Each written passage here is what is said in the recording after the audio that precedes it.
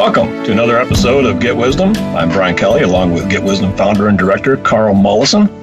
And this week's show, we're going to talk about angels. Angels are described in very ancient writings and are still referred to frequently in today's culture. We want to bring forward new authoritative source of wisdom on this subject. And it's going to be an interesting one, Carl. Well, yes, and as a channeler of the divine, I endeavor to touch base with some of the historical and religious teachings because it's instructive.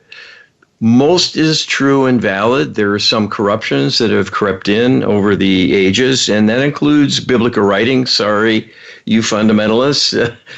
I feel for you, buddy, but not all of what ended up in the canon is literally true, and it is important for everyone to catch up with reality because there's a serious need for believers.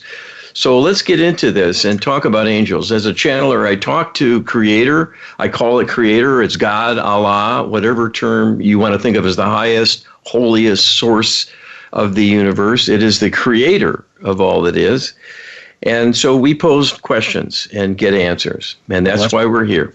Let's pose the first one. You ask Creator, can you give us a basic understanding about angels, what they are, their place compared to human in the hierarchy, and their purpose? All right, and this is Creator's words.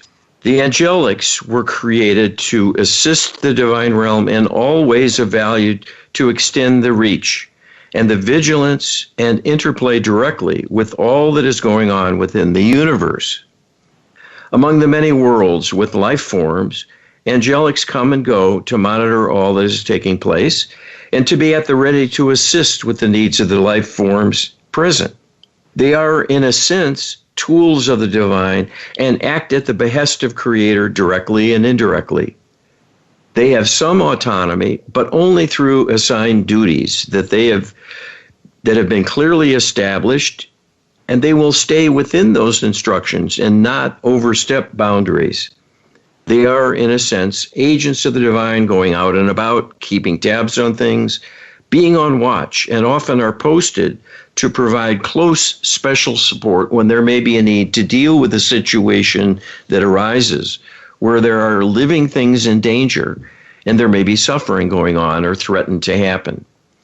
In this, they are very much a part of divine consciousness, as is true of divine human, but with less autonomy. They were created to assist humans and other advanced creatures, and so are a kind of adjunct, but not on the same level in terms of a hierarchy.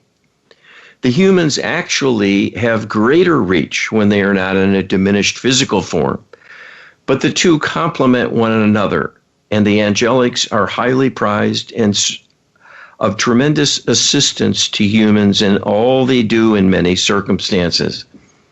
They are superb guardians and are often involved to convey inspiration and information of all kinds, to accomplish guidance and support from Creator, to assist humans with their life journey. So they have the greatest possible growth and accomplishment of their life objectives. Humans can do little on their own.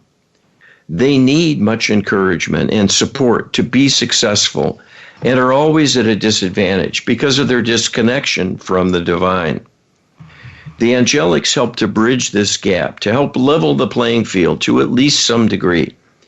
There is a great debt humans owe to the angelics who have helped support them through the ages in all of the dark times that continue to the current day. They are the unsung heroes of life and are truly humans' best friend.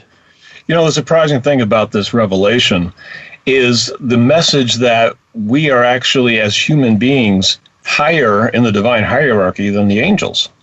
That's a surprise. That's news to a lot of people, because a lot of people think that the angels are at a hierarchical level. Boy, that word yes, and there are many important truths here. One also is there are many, many other beings through the universe, somewhat like us, and that's a whole other discussion. But there's a lot happening in the universe. It's very complex. But we do have an important place. And we need the angels quite desperately at times because of the limitations imposed on us as a physical being. Well, talking about need, let's talk about guardian angels. You asked Creator, how many guardian angels does the average person have assigned to them? Creator answered, the average person has 2 guardian angels. They may both be present, especially during times of difficulty, or they may alternate so that one is always on duty, so to speak, and then is relieved by the other for intervals. And that is the rationale for having at least 2 on assignment for a given individual person. We also asked, do the archangels each have a legion of other angels under their leadership? And Creator answered, this is true, except for times when they may be doing independent work or engaging in some other activity unilaterally, where others are not needed. And so they may turn over their helpers to another archangel to guide them, support them, and direct them. And you also asked Creator, are all the angelics organized into a hierarchy? There, I got the word right. And Creator says, this is the case. And the example of archangels having their legions of helpers is an example of this. This allows them to take on very large-scale projects that may require many divine helpers to execute. This is true frequently during times of calamity, whether a natural disaster or an act of war or some other scene of tragedy where there are mass casualties. During such events, there is a great need simultaneously for many to receive support and healing. So this system provides a logical way to organize the troops, so to speak, and manage things with high effectiveness, because all will be working in concert and know their roles. All the angelics are highly experienced and are very, very effective in all they do. Who do the archangels report to? And Creator has told us they report to Creator directly. And this is the most appropriate supervisory relationship. You personally see the value in being able to go to Creator and ask penetrating questions and gain insight and wisdom about things that puzzle you or challenge you in some way. This is still true for the angelics. They need guidance and support and healing at times as well. They can turn to their peers or to their leadership as well as to Creator directly at their choosing. The archangels can do the same. They can consult with one or many other angelics of all positions, and they can go to Creator as they have the most complex tasks at times in coordinating very critical divine interventions. They almost always are in close consultation with Creator to have the full benefit of divine firepower, so to speak, brought to bear. It is simply the case that this is easy to do. So there is no advantage in taking things on unilaterally and putting others at somewhat greater risk by not having the full complement of divine wisdom on hand to refer to. You know, I'm thinking that this is actually a complex topic, and it's difficult to separate it out and treat it in isolation, because when we're talking about divine intervention, there's a lot that takes place in terms of a divine calculus as to how much intervention is going to take place, karmic issues involved, the free will of the individuals involved. There's really a lot that goes into a divine intervention and an angelic intervention. Absolutely. When we do healing work for people, for instance, their own personal lives and history karmically through multiple other lives going on in parallel is an extremely complicated undertaking. And we're talking about just one individual. Right. Their interplay with many dozens to hundreds to thousands and eventually millions of other human beings and other beings affected in some way by what they do and don't do and react to. It is a huge interplay of energies that are whizzing back and forth and looping backwards and forwards in time as well. So to orchestrate a larger level divine intervention than just a healing for a person really opens up the door to tremendous intricacy and complex interactions. So this takes lots of divine insight and wisdom to orchestrate it effectively. A little bit more on the archangels. Do Archangel Michael or other angels answer prayers to God, or only at direct request in delegating this responsibility? And Creator tells us we delegate as is appropriate from our perspective in portioning out needs and benefits, not only for those who suffer, but the need for further growth and expansion of the would-be caregivers who wish to serve and look for ways to be of use and may only have the dimmest awareness they are capable of divine service, but nonetheless their heart is yearning for this. And you ask Creator, how do you delegate duties among the angels and human agents to fulfill prayer requests made to Creator? And Creator tells us, we honor all, and we involve all in various ways in this grand unfolding, as it serves everyone to be involved and to be raised up accordingly through their contributions. So this is a further way in which all are interconnected. All are in divine service and involved in the exchange of energies in various ways to spread the love around and to make the world a better place and the universe as well.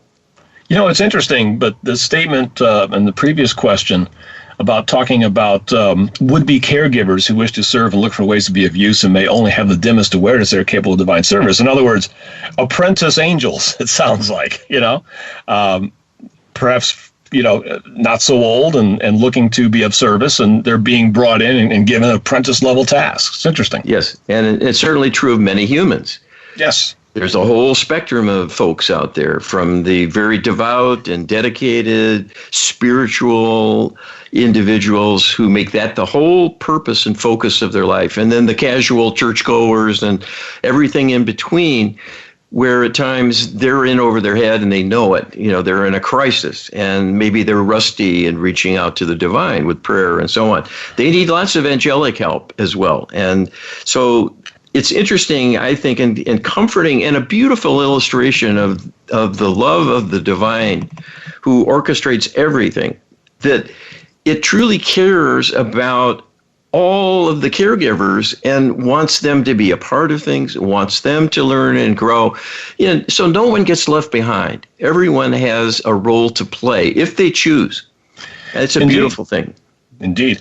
Let's talk about the care of the caregivers. Do angels need healing because of energetic problems or karmic wounding? And who do they go to for this? And Creator shares with us, this is very true. Like human beings, they are still in a broad learning curve, even after eons. They have a great advantage over human in having access to all that they have experienced. So they are quite knowledgeable, quite adept, and sophisticated in their understanding of problems, and have the wisdom to act in the most appropriate ways. But even with that, new things can still arise, and there are many judgments needing to be made, especially with healing of karmic issues where there may be thousands to millions of prior interactions for a being contributing to their current dilemma, all of which requires tracing out consequences for the vast number of other individuals taking part in that history to be sure there is fairness and avoiding the infliction of harm to innocent parties through changes done. With the great interdependence of all life, this is the most demanding task of the universe because karma is so very precise and overlooks nothing. To truly heal requires that deep understanding and capability to follow all the energetic entanglements and sort out a tremendous number of what ifs, the possible alteration and its consequences for each and every experience in multiple lives of a person, and then for all of their influencers in the entirety of the soul matrix. This is truly a divine level undertaking of which the angels are quite adept, but being individuals with their own makeup, their own personal history and experience base, may arrive at somewhat differing judgments about particular circumstances. So consultation is frequent to be sure things are fully addressed and done in the highest and best way. It is the loving concern of all in the divine realm that renders such conscientious and high-level support. Well, it's reiterated again and again how complex the interactions and activities of the angels are. Maybe there's a message there that we really shouldn't try to dissect too carefully everything they're doing and let them do their job for us. Well, we don't control it, so yeah. We're going to get it one way or another. Our job is to maintain faith and do an outreach. And then the rest is up to the divine to see to. But you can see with the layers of help available that there's a backstopping. There's a safety net that can kick in. If an angel makes somewhat of a tactical error, this will be compensated for. And the divine won't overlook it and won't let it go. There will be restitution and compensation brought back in to make up for a shortfall. So the system is self-correcting and really quite wondrous in how it plays out and the interplay. And its importance for us, because this is how God does its work. And this is the path through which many divine decisions are implemented at the local level, meaning us in our world. Creator does things directly all the time. Creator is inside of us. But Creator also has the angelics to go to. And sometimes they're needed for heavy lifting. Sometimes they're needed to come into the human realm directly as a physical being for a time. And we're going to be talking about that in various things, some today, and we're going to do a follow-up show next week. And it's quite fascinating to see angels in action. It is amazing. Now, our belief quotient, I guess there's a number of categories. There's angels that are going to intervene, the guardian angels in our behalf. We're going to talk about that a little bit, about how just to preserve life, and that even atheists have guardian angels, but they're being a very limited role, basically. Whereas if you're trying to invoke angelic help through prayer, which is, of course, the best highest way to do that, the level of faith that you have is important, because that will have some direct bearing on the level of response and who absolutely steps in to do it. Yeah, and that's probably the biggest and most important take-home message you could have from any of our programs. Things are largely up to you. Yes, there is a God. Yes, there are angelics whizzing about, backing you up, guarding you personally, on the premises, at your elbow. But there's limits to what they can do unless you allow it, unless you ask for help many times. Otherwise, they stand around and watch us. So there we go. Well, we're up on a break. Be sure to check us out at getwisdom.com. You can download the prayer book at getwisdom.com/prayer. And we'll be back right after this. Welcome back to the second segment of Get Wisdom. We are talking about angels and extremely important questions like, do angels have wings? What are the common misconceptions about angels? So we're going to explore that in this segment. Carl, you want to lead off with a thought or two? Well, I think, that pretty much sums up what we're going to be doing here. The lore is bountiful, and there are many fictionalized accounts of angelic doings and interactions of angels with people. And some are quite true to life, others more fanciful. And there are a number of fanciful notions that have come into play. Well, let's talk about the biggest one. It's really through a lack of understanding of what angels are in actuality. Well, let's get the big one out of the way. Do angels have wings? You guys created that question. And this is what Creator told us. They do not have wings. Being energy, they are non-physical. So this is nonsensical. There is a historical view of them in that aspect, but it is a metaphorical representation that they are from a higher plane, and that is represented nicely through the imagery of giving them wings with which to fly. The idea of them flying down from heaven to assist and then returning bird-like is a way for primitive people to conceptualize how a divine agent might enter their realm to carry out a duty, but then be gone once again.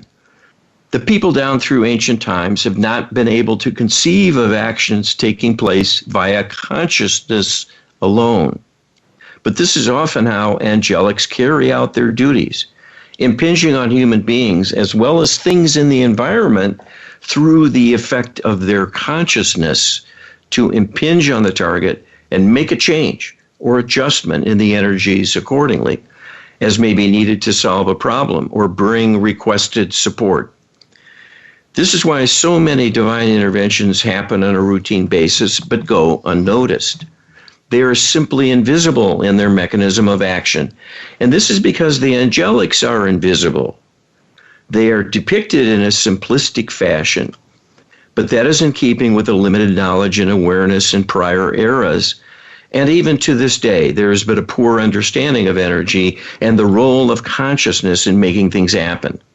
It will be some time yet before humans have broad awareness of how things really work, let alone a true understanding of what is taking place. You also ask Creator, some people believe humans have wings or can attain them. Where did that originate? Is there any truth to this notion? That's interesting, and I've been exposed to this idea as well in talks that I've gone to and so forth. And Creator tells us this is a fanciful idea that resonates with people with their intuitive awareness that humans are intimately connected with the divine.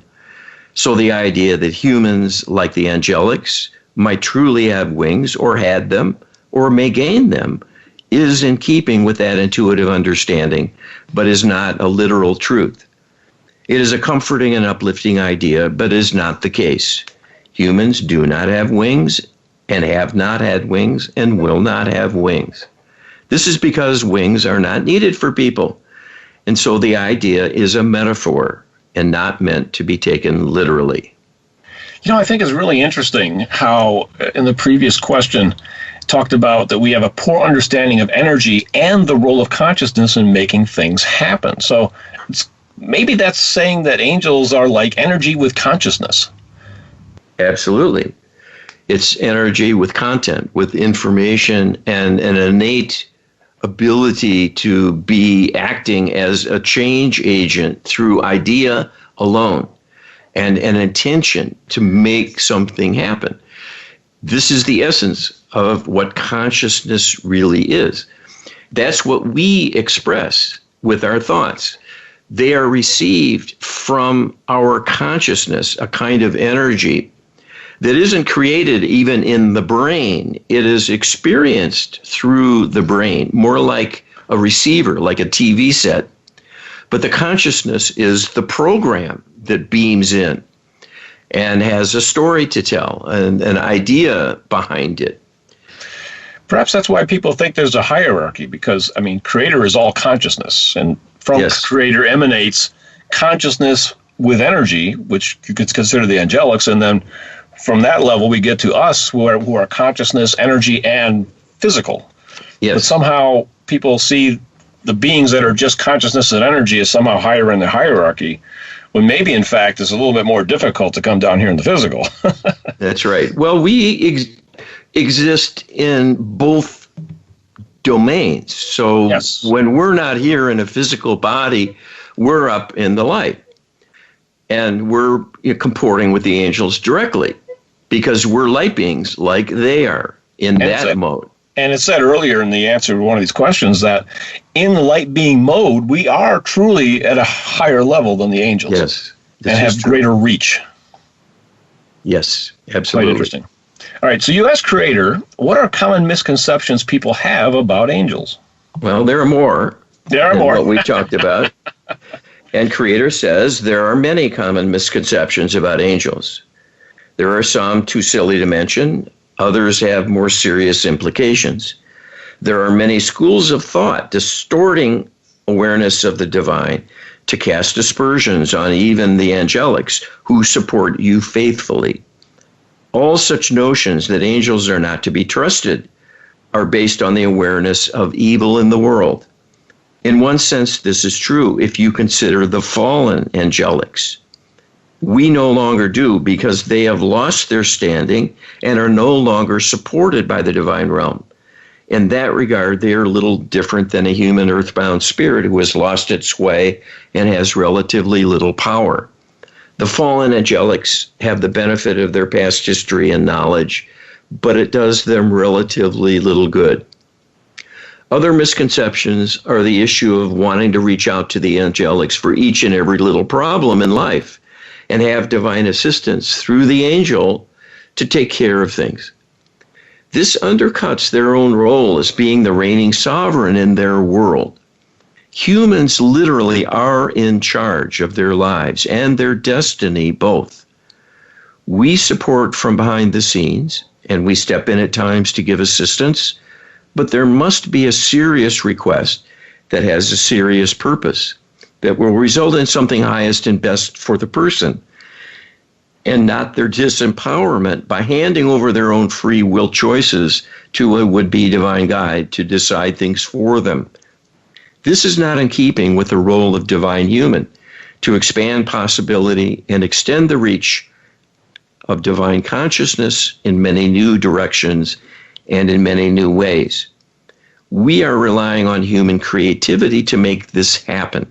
If you turn around at the first outing and give the job back to us, you will be subverting your very reason for being.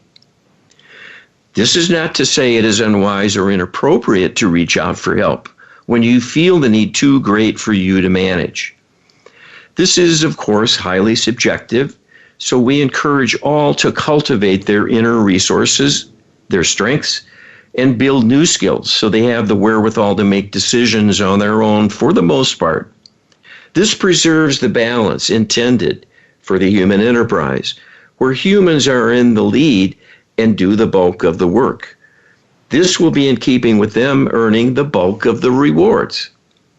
The other major misconception is when the pendulum swings the other way, and people feel in awe of angelic power and feel unworthy of angelic help, and assume that only Creator can command the angels to act on their behalf, or someone else the person sees is suffering.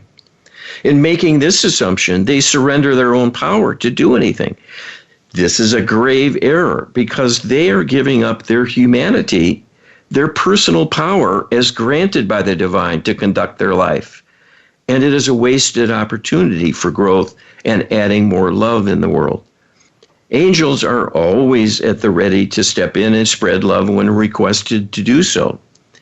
This is the power humans hold, but often do not realize it. This is one of the blessings gained from doing regular prayer work, because it cultivates inner belief and helps people become accustomed to reaching out to the divine without hesitation as a matter of course. And that experience of doing it in a routine way will make their prayers especially effective during times of difficulty or crisis, because doing what they need to do to reach out will be quite natural. We encourage all to cultivate a relationship with the divine realm on all levels through prayer work. We do not require worship per se, but you can certainly reach out to the angelics with thoughts of love and gratitude for their being in service to the world. And that will put you on the divine wavelength and help you establish an inner peace in feeling you have rights to be among the divine figures and have standing and a relationship, one of acceptance. And this will help you many, many times during your life. Well, there's an important point here about reaching out to the angelics or to the divine in general to assist you with many, many challenges and difficulties in life. But, there's probably a point where it might be a little too much. Like maybe asking the divine to intervene and help you from burning your omelet in the morning might be overreaching a little bit. But you for asking for personal protection, asking to assist somebody else while you're assisting them maybe at the same time, all these are good requests. Yes. And there's a balance that's needed here, clearly, because if you look at the words literally, it looks like a series of contradictions. On the one hand, don't get so dependent you ask for every little thing. On the other hand, don't hesitate to reach out. Do it regularly, do it often, so you're very comfortable and feel natural and at ease doing it on the fly at any given moment. So there needs to be some discernment, some wisdom involved here, and that's learned through experience and some pondering and some insightful reviewing of your life, where you're at and where your strengths and weaknesses might lie. But it's certainly true that the more you pray, the more comfortable you'll be in a crisis. And that's the mistake most people make. They never bother with prayer until something really challenges them. Someone comes back from the doctor and they've got cancer, or there's a horrendous accident, or a life-threatening illness that strikes. That's the worst time to start reaching out for the first time in a long time, because you'll feel shaky, you'll feel uncertain, you'll be filled with doubt, you'll be filled with fear, and that all impairs your vibration, your standing, your belief that you will have enough standing with the divine to be given assistance. So this is why you need a regular practice, so it prepares you. Indeed, and I agree wholeheartedly. But let's talk a little bit about the lack of belief and how that impinges and affects people. You ask Creator, does the fact that atheists have lack of belief in the divine limit the degree of angelic support they will receive during their life? All right, important question, because there's an increasing secularization of society. And this is what Creator says about it. Atheists are granted guardian angels. This is part of the contract in coming down into physical existence in keeping with the life plan. The role of angelics, first and foremost, is to keep the person alive by helping them to avoid calamity leading to a lethal outcome. This is the basal level of support, in addition to them receiving divine energy to maintain life itself. Beyond the occasional rescue when life is threatened, atheists are entirely on their own and will not be assisted in their life by divine intervention. They may, on occasion, be given some reminders of the existence of Creator. This is in the way of an offering, in a sense, a kind of advertisement for them to consider, but this can never be imposed on them. They have full autonomy like everyone else and are allowed to have their non-beliefs. And these are always respected, even though it is a loss for them. You know, I have a couple questions popped into my mind that might be interesting. Maybe I'll forward them to you to ask Creator. You know, to get an idea of the level of intervention that the angels engage in protecting us and keeping us from ending our lives sooner than we're supposed to. Like, you know, on a given day in the United States, for instance, how many angelic interventions are there to keep multiple traffic accidents from happening? Or in one person's life, how many times on average does an angel intervene to protect you from death? You know, these are interesting questions. Maybe I'll forward them to you. Yeah, it's good to quantitate things. There's power in numbers. It helps understanding. It helps provide perspective, because these interventions are more frequent than we think. Yes. And that's because they're unseen. They're essentially unwitnessed and unappreciated when they are witnessed. People assume there was just good luck. You know, they lucked out. Something broke their way, and it didn't end up as bad as it could have been. You know, I was teetering on that ladder, and suddenly I righted myself. And boy, that was scary, you know, and they think they did it. And it might well have been an angel pushing them back into gravitational alignment, yes, the vertical, and yes, save their life, or save them from being a quadriplegic, for all you know. I ride the train with a guy who definitely remembers hearing a loud voice saying, "Wake up," when he was falling asleep at the wheel. Yes. And there was nobody there, so happens a lot. Yes, happens all the time. And not even sleep, but just inattention. Yes. Where you're just kind of so caught up in what's happening next Tuesday, and you're mulling it over in your mind, and you're not really paying much conscious attention. And then suddenly you snap back to it, and you look and you see something's drifting into your lane, and you swerve in time. That can be a rescue. It's often the higher self, but it can be an angel as well.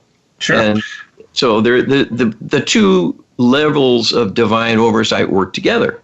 And some people might wonder why that would happen for an atheist. But if you think about it, no one's an island in this world, you know, and there's people that are affected by the absence or loss or severe injury of somebody who might be an atheist. And so that's brought into the calculation about an intervention as well. Well, and it sounds harsh and cruel, but if you have to have a hands-off policy for the atheist, there's going to be more mayhem potentially come their way. Exactly. They may stay alive. They might smash into a tree and end up paralyzed, but they're still breathing. So by virtue of the divine contract, it's being honored. They're still here. They're still in the living. But the quality of life has declined because maybe they were not being a partner with the divine and getting the full measure of divine protection. Yes, and there's karma issues, of course, involved, and karma's there for everybody, atheist or not. So, again, we're back to that kind of complexity where there's a big calculus going on. It's very interesting. Yes, and mind stretching as well. Mind hurting at times, I think. Well, we'd love the world to be a nicer, a gentler place. Yes. But it doesn't happen to be. And there are those little isolated pockets of equanimity and relative comfort for the lucky, the fortunate, the ones who are in alignment, make something of their lives, do some work and get somewhere to contribute to their own stability and survival and the enjoyment of things. And that's a blessing when you work it right.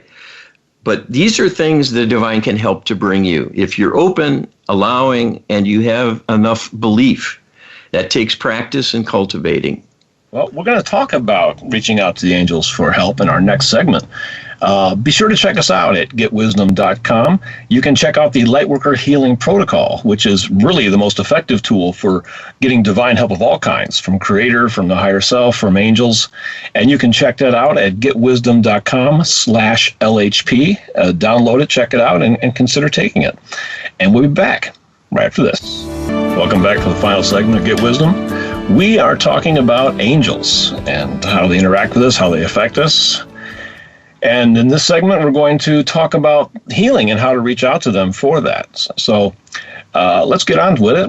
First question you asked creators, Carl, was, do archangels in particular have specialties?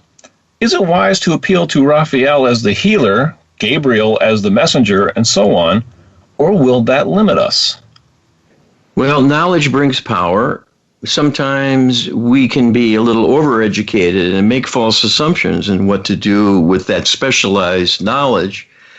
And this is one of the issues that's being raised by this question. People know that archangels have a kind of a concentration and will tend to go to that archangel for that particular type of issue. So let's get into the whys and wherefores and the pros and cons. So Creator answers the question about appealing to a specific archangel based on their reputation with the following words. As we have discussed with you many times, these are appealing notions. The whole idea of the various hierarchies espoused by different religious faiths, bringing forward their perspectives of the angelic realm, as well as the various personas that are named archangels and their characteristics, serve to make the angelics appear accessible through being somewhat human-like at least, and therefore would be naturally expected to have a career, a profession, a particular skill that matches their primary duties, and a specialty, as a consequence of which they are known and forms the basis of their range of operations. This is a vast oversimplification and is actually more often than not working against people who will latch onto a particular being because of things they've heard or read about that particular angel, and then may focus to the exclusion of other options on where they can subsequently obtain divine assistance. As with engaging with a spirit guide, it often underserves the person to restrict oneself to a single divine agent when there are many, and in fact, groups acting at once that can be summoned through a request for help, when there are no limitations placed on that request in the form of who is specified to deliver the divine intervention. It is always highest and best to go to Creator when making a request to the divine, because that preserves the greatest possible array of choices and combinations of divine agents who can be dispatched to assist with a dilemma and take care of a problem. If the request restricts the divine realm to a single agent, this will often underserve the person because that particular being may need to take action in ways requiring a team. And this is precluded because the divine realm must always follow the human lead. If the request is superficial, ill-informed, and based on incomplete knowledge and understanding of what is truly needed, the divine realm can only provide a kind of first aid in a very general and superficial fashion and not do the deep healing and restoration that might truly be needed to solve the problem once and for all. So this practice can be comforting in creating a feeling of particular angels being a close ally and even a companion or friend. But there is much that is given up in the process through the limitation of the array of divine responses that otherwise would be available. You know, this was a pretty eye-opening passage for me. I've had psychics in the past tell me, and I feel it on a deep level, that I'm actually good friends with Archangel Michael. And that may not be surprising. You know, if you think about it in a certain way, we are ancient beings in our own right. Many human beings, perhaps most, actually pre-exist the creation of this universe, from what we've been told by Creator. So the idea that we are actually friends at an energetic level with angels and even archangels, I don't think is a far-fetched notion. Well, as I was saying earlier, when we're in the light, we bop around with the angels. You know, they're always busy, but they have ways of using time as a light being. So it's not all consuming. And so there is time for friendships and helping people learn and sharing their wisdom. This is what we do as light beings. So all of this happened. But I run into this all the time. I get clients frequently with healing needs, and they'll tell me, well, I do all these things with Archangel Michael. He's my go-to. I call on Archangel Michael to do this, and I call on Archangel Michael to do that. And they clearly have a strong affinity and feel a strong bond there. And I'm sure that it's true because Archangel Michael will answer. But we just heard Creator hold forth and say, you're really underserving yourself if you restrict your request to one caregiver. There's a whole universe of caregivers out there, and sometimes you need an army. Sometimes you need Creator directly to weigh in on a problem and contribute that level of energy.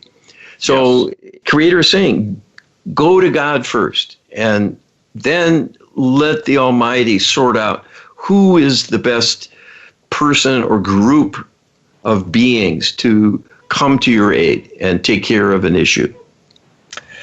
Carl, you asked Creator, do people always have guardian angels, and what are they allowed to do and not do? All right, and this is what Creator tells us about this. There is always an assignment of a guardian, and often multiple guardians.